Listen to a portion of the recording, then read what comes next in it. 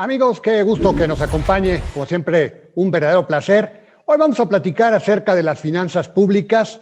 El año pasado fue complicado porque pues, la economía cayó y en la medida en que pues, eso sucede, con una economía más pequeña, la recaudación de impuestos, obviamente también tiende a decrecer.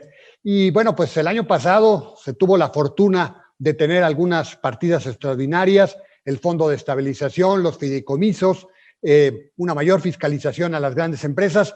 Pero ¿qué se visualiza para este 2021 con estos recursos que van a ser más escasos? ¿Cuál es el panorama de las finanzas públicas para este 2021? Bueno, pues hoy nos acompañará Héctor Villarreal. Él es el director general del Centro de Investigación Económica y Presupuestaria, el CIEP, y profesor del TEC de Monterrey. Y como todas las semanas nos acompañará Claudia Angélica Rodríguez.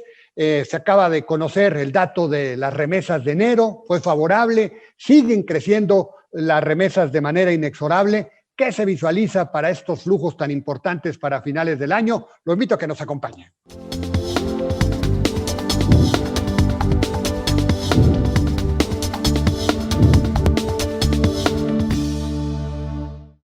Bueno, ya está con nosotros Claudia Angélica Rodríguez.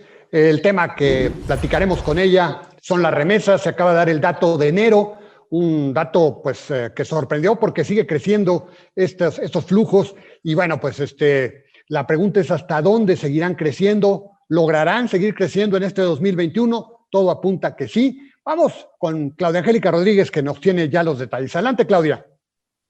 ¿Qué tal, Alberto, amigos de Dinero? Un gusto estar aquí otra vez con ustedes. Y pues sí, curiosamente, el año pasado la apuesta a muchos de los expertos era que iban a bajar el flujo de recursos que envían los mexicanos que trabajan fuera del país hacia nuestro país, básicamente, por cierto, en Estados Unidos, Alberto. Pero de repente comenzaron a surgir las cifras y todo el mundo se vio sorprendido, y es que pasó algo muy particular. Tras la fuerte pérdida de empleo que se vivió en Estados Unidos, 25 millones de empleos desaparecieron con los confinamientos que se tuvieron que establecer para tratar de contener los contagios por el COVID-19 en Estados Unidos. Bueno, pues de la mano con ello, el gobierno de Estados Unidos comenzó a implementar apoyos fiscales directamente a los hogares y para las empresas. Había que calificar para ello, pero al final del camino sí, los hogares comenzaron a recibir dinero. Dentro de los 25 millones de empleos que desaparecieron así de golpe, se considera que unos 6 millones de hispanos o latinos, como se autodenominan las personas que viven allá en Estados Unidos, fueron los que recibieron el golpe por la pandemia. Sin embargo, pues los cuantiosos programas fiscales pues ayudaron tanto a las familias directo como a las empresas, ya lo habías mencionado. La primera ronda que en la administración pasada con Donald Trump, los hogares llegaron a recibir $1,200 por persona, o sea, por la pareja, e incluso $500 más por hijo en el caso de que calificaran. Habría que tener cierto nivel de ingreso, no fue directo, pero el hecho es que sí se repartió mucho dinero. En Estados Unidos viven unos 3.3 millones de mexicanos que ya tienen la ciudadanía, más otros 3.3 millones de mexicanos que tienen el Green Card y que poco a poco han comenzado a recuperar sus empleos. No obstante, sí se vieron beneficiados con estos apoyos fiscales y ahí fue cuando vino la sorpresa, porque las remesas hacia México crecieron a pesar de que estábamos esperando lo contrario debido a la pérdida tan fuerte de empleos. Ahora, ¿qué ha pasado? Bueno, pues también en enero otra vez se tuvo un alza importante contra enero del 2020. De hecho, hubo un incremento de 25.8%, de acuerdo a lo que recién nos informó el Banco de México, al sumar 3.298 millones de dólares tan solo para el primer mes del año. No obstante, hay que considerar que si se toma el ritmo en el que crecieron las remesas, por ejemplo, contra diciembre, ahí sí ya se bajó. No obstante, contra el primer mes del 2020, sí creció de manera importante, 25.8%, y de acuerdo a ello, pues muchos expertos estiman que lo que resta del año van a seguir subiendo los flujos que envían los mexicanos que trabajan fuera del país a nuestro país. De hecho, BBVA considera que podrían crecer hasta un 7% y llegar a 43.450 millones de dólares. Obviamente, Alberto, esto se va a reflejar en la economía, en donde ya sabemos los más optimistas, los menos, hay que decirlo, consideran que la economía podría rebotar con respecto al 2020 un 5%, pero la mayoría andan más bien cerca de un 3%, aunque parte de la recuperación del consumo en nuestro país podría venir también por parte de las remesas, eso es lo que están esperando los expertos.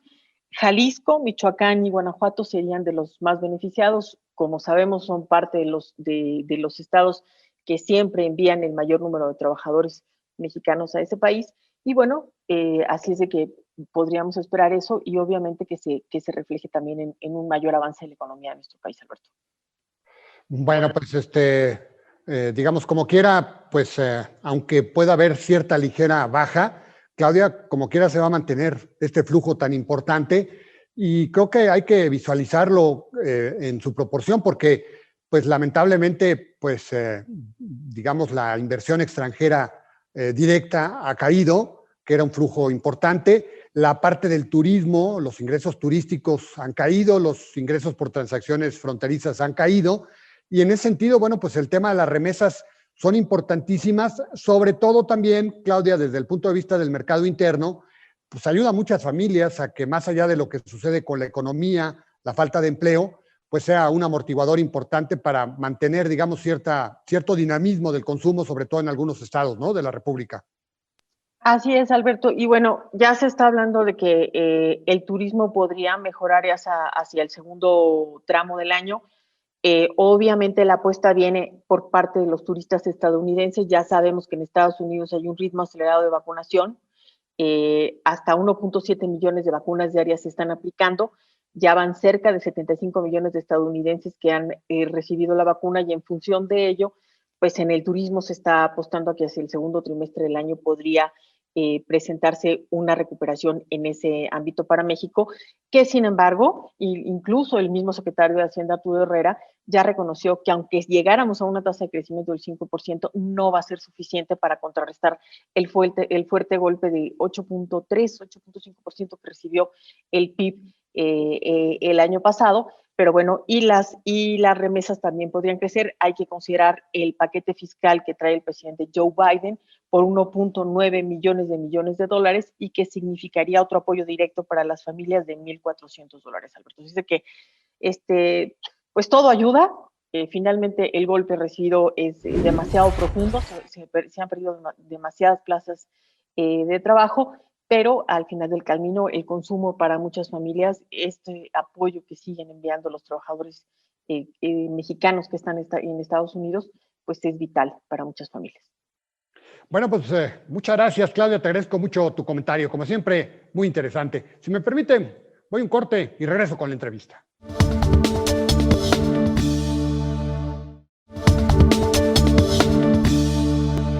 Y ya estamos con Héctor Villarreal. Él es el director general del Centro de Investigación Económica y Presupuestaria, el CIEP. Él es profesor del TEC de Monterrey. Y pues, Héctor, muchísimas gracias por la oportunidad de platicar con nosotros, como siempre, ¿eh? Al contrario, Alberto, un placer el saludarte. Héctor, comentábamos el problema de las finanzas públicas para el 2021 que está pues, en su primera fase. Pues no sé cómo lo visualices. El año pasado el gobierno federal pudo echar mano de algunas partidas extraordinarias, entre ellas el famoso FIEP, el Fondo de Estabilización, los fideicomisos, la fiscalización a las empresas, en fin. Y bueno, creo que pues más o menos se sacó el toro de la barranca, pero ¿qué estarías visualizando para las finanzas públicas este año, Héctor? ¿Cuáles son los desafíos? Mira, Alberto, mucha incertidumbre. Hay mucha incertidumbre porque pues a fin de cuentas le estamos apostando a una recuperación económica, pero que todavía, si me permites decirlo, pues no termina de cuajar. Esperemos que venga rápido. Creo que el secretario de Hacienda ha sido muy prudente. Dice, a ver, pues esto depende, que se nos baje pandemia, que lleguen vacunas, para que realmente tengamos una reactivación en forma. Hay por ahí un viso de optimismo porque donde pareciera que las señales de recuperación sí empiezan a ser más robustas es en Estados Unidos. Ujú. Con la idea que Estados Unidos nos jale, lo cual pues, no está mal, al contrario, pero hay que entender que esto no es uniforme. Tendríamos ciertas regiones y ciertos sectores del país que sí podrían rebotar muy rápido y todo parece indicar que el rezago pues va a perdurar en otras. Entonces, primera cuestión a tomar en cuenta. ¿Por qué lo ligamos a finanzas públicas, Alberto? Porque pues a fin de cuentas la recaudación está muy ligada a la actividad económica. Claro. El SAT, y creo que es una de las cosas que puede presumir esta administración,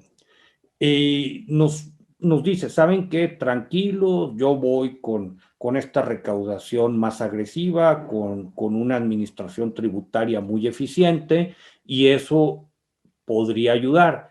Yo creo que sí, pero hasta cierto punto, no mucho. Otro motivo de incertidumbre, además de la recuperación, Alberto, pues es la cuestión de Pemex. Mucha incertidumbre ahí. No sabemos si la producción petrolera se va a recuperar. Parece que los precios están bien. Aparentemente durante el año vamos a tener incluso precios un poquito por arriba de lo que se esperaba en paquete económico, pero nos deja de ver, por otro lado, la cuestión de la producción petrolera y el problema de la deuda de Pemex, con un refinanciamiento que también presenta riesgos en el mediano plazo. Y, por ejemplo, la Comisión Federal de Electricidad no se podría incluir en esta ecuación de interrogantes para las finanzas públicas de este año, Héctor. Mira, a mí lo que más me preocupa ahorita de CFE, yo creo que después de lo que ocurrió el año pasado, que hay una pérdida por ahí reconocida importante, yo creo que van a ser muy prudentes, Alberto. Me preocupa lo que tiene que ver con inversión en el sector y de aprobarse esta reforma que al día de hoy en la entrevista todavía está en el Senado. Me preocupa toda la cuestión legal, que vayamos a ver muchos litigios, que nos espante inversión, que todo eso también es importante para la recuperación y es un sector clave. Uh-huh. Ahora, Héctor, hay quien da por un hecho que la economía pues, va a rebotar y yo creo que eso va a suceder. Después de una caída del 8.5, pues tiene que rebotar algo. Se habla de que la economía va a crecer entre 3.5% en el mejor de los casos.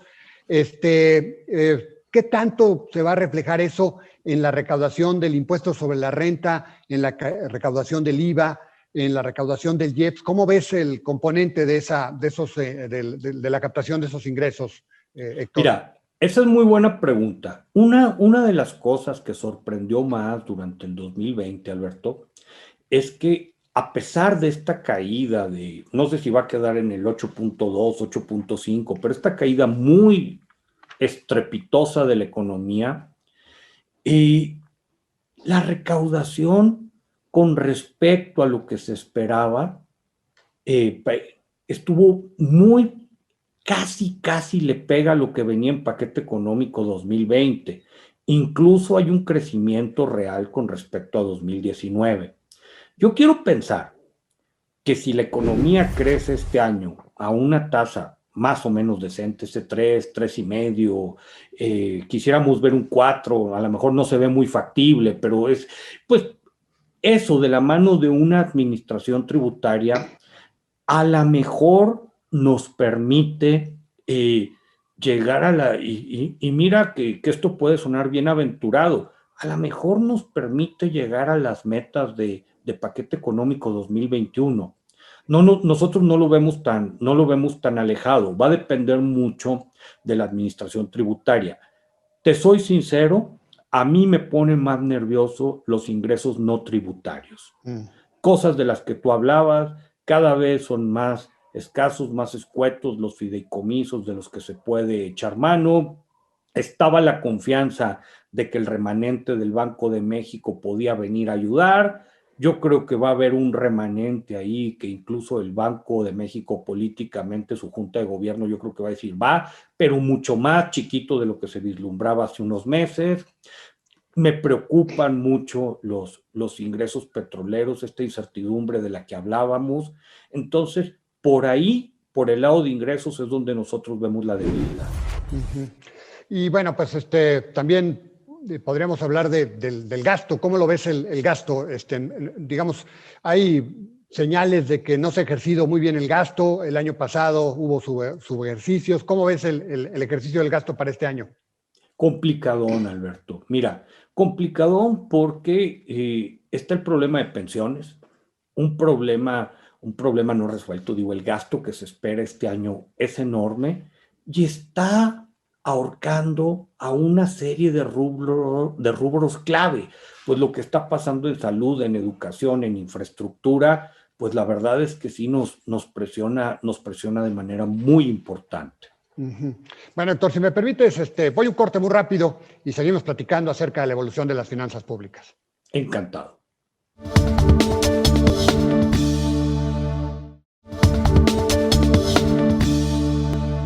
Bueno, ya estamos platicando con Héctor Villarreal, él es el director del CIEP.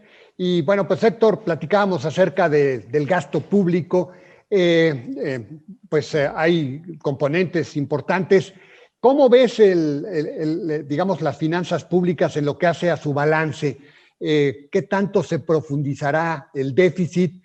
¿Qué tanto se profundizará el tema del endeudamiento, que es una de las grandes interrogantes que se hacen muchos analistas?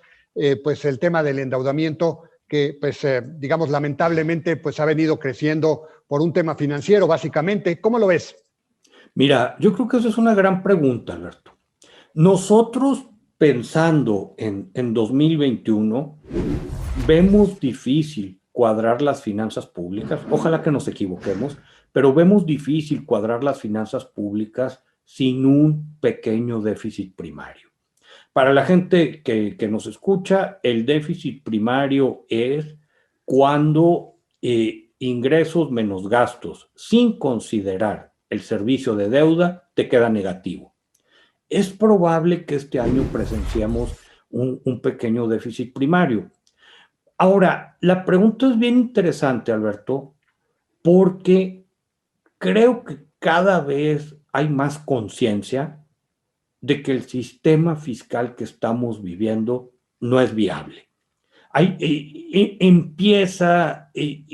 Empiezan las fugas de aceite, pensando en la figura de un motor, por muchos lados. El problema que traemos en pensiones, no tenemos suficiente dinero para meterle al sistema de salud pública. Yo creo que lo que ocurrió con la pandemia nos vino a desnudar esta situación. Está el problema de Pemex, que ahorita tú y yo platicábamos. Está la cuestión de que invertimos muy poco en infraestructura, sí, y el pacto de coordinación fiscal ya dio de sí. Entonces, para complicar un poquito las cosas, Alberto, como si nos faltara, pues vamos a esta elección histórica, gigantesca, y creo que lo que vamos a ver es que después de las elecciones nos vamos a tener que sentar a pensar en qué vamos a hacer. Antes de las elecciones es muy complicado porque pues nadie va a querer mencionar algo ligeramente impopular. Y nosotros estamos trabajando con dos escenarios. A mí me parece que si Morena y sus aliados se quedan con la mayoría en la Cámara de Diputados, iríamos por una reforma tributaria, un enfoque más reduccionista, decir, vamos a ver cómo le hacemos para ampliar el espacio fiscal por el lado de ingresos, 1.5, 2 puntos del PIB, y yo creo que esto volvería viables las finanzas públicas el resto del sexenio, pero brincas el sexenio, Alberto, y se nos viene el maremoto, se nos viene un montón de problemas. Por otro lado, si Morena y sus aliados perdieran la mayoría en la Cámara de Diputados, creo que iríamos a una discusión mucho más amplia, algo con un sabor a Convención Nacional Hacendaria y la búsqueda de, ya no de una reforma, sino de un nuevo sistema fiscal, que no nos salvamos. Tú has sido un analista y un comentarista muy importante de esto durante años, pues hemos vivido siempre con inercias. yo creo que aquí urge repensar muchas cosas. Digamos, ¿cómo sientes el panorama para los gobiernos de los estados, hablando de un nuevo pacto fiscal y todo esto? Ha habido pues mucha presión de los gobiernos de los estados porque los dineros ya no alcanzan con lo que hay de participaciones. ¿Cómo sientes el tema de las finanzas públicas para los estados? Sobre todo, pues retomando el tema de las elecciones, ¿cómo lo sientes? ¿Qué tan escasos estarán los recursos? ¿Qué tan acotados serán los márgenes de maniobra para los estados, Héctor? Me parece que está muy tenso, Alberto, y yo creo que es algo que no se va a arreglar fácil. Mira, estuvimos revisando en CIEP esta semana, haciendo unos cálculos de lo que implicaba la caída en la renta petrolera. Hay que recordar que tuvimos este boom, duró como 11 años, donde con una renta petrolera extraordinaria, para la gente que nos escucha, se promediaba, ya quitando la operación de Pemex, arriba de 5 puntos de PIB. Ahorita, con suerte de renta petrolera, agarramos 1,5 puntos. Mucho de este dinero terminó en los estados. Entonces, esto nos llevó pues a una especie de pereza fiscal, Alberto, donde todo el mundo estaba muy cómodo. Claro. Creo que vamos a tener que salir de esa zona de confort y hacernos preguntas que yo he tenido oportunidad de platicar contigo en más de una ocasión, preguntas difíciles. A ver, primero, ¿cuál es el rol de las entidades federativas, digas estados y Ciudad de México, en la política pública? La ley es bien ambigua, a diferencia de federación o de municipios. Bueno, ya que nos pongamos de acuerdo que tienen que hacer los estados, pues vamos viendo cómo financiarlo. Pero nos vamos a tener que hacer a la idea de una mayor recaudación local, con tenencias, con prediales, a lo mejor explotando algunos otros instrumentos financieros. Ojalá que estos recursos extra también no terminen en nóminas que ya están muy infladas. Al país le urge infraestructura en algunas zonas. Y yo creo que va a ser una discusión complicada porque no es sencillo meterle mano a las fórmulas como están ahorita para el ramo 28 las participaciones o el 33 las aportaciones. Los que ganaron con la revisión del pacto fiscal anterior, pues ahorita son zonas que tienen mucha debilidad estructural. Pensemos en lo que está ocurriendo en el sureste. La pandemia pegó muy duro. La recuperación va a ser más lenta. Entonces, yo creo que nos vamos a tener que poner a trabajar como país de manera muy solidaria, Alberto, entendiendo que a nadie le gusta pagar impuestos, pero entendiendo también que la recaudación que tenemos ahorita es muy insuficiente. Ahora, Héctor, ¿ves presiones en materia de deuda para los gobiernos de los estados en función de que pues, el ramo 28, 33 se ha venido acotando? ¿Cómo ves la deuda para los estados? Nos quedan unos segunditos, Héctor. Es otro gran tema, Alberto. Mira, lo que pasa es que la ley de responsabilidad financiera de entidades federativas es sustancialmente más estricta que la ley federal.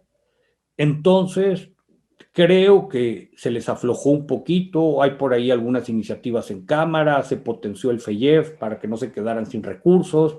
Yo creo que sí va a haber presión al endeudamiento, pero muy rápido va a llegar a su límite. Entonces, nos puede servir este año medio pues, para tratar de arreglar cosas. El problema estructural queda ahí. Bueno, muy bien, pues Héctor, pues muchísimas gracias, como siempre, pues te agradezco mucho. Siempre es muy agradable poder platicar contigo acerca de este tema. Es un tema que pues, eres un experto, de los más expertos en la República Mexicana. Así que pues muchísimas gracias, Héctor. Te agradezco. Un honor acompañarte, Alberto. Igual, un abrazo Héctor. a quien nos escuche. Un gran abrazo. Y él es Héctor Villarreal. Él es el director general del Centro de Investigación Económica y Presupuestaria, el CIEP. Gracias, Héctor. Amigos, ya nos vamos. Gracias por habernos sintonizado. Lo invito a que lo haga la próxima semana. Aquí estaremos, como siempre, al pie del cañón. Que la pase bien.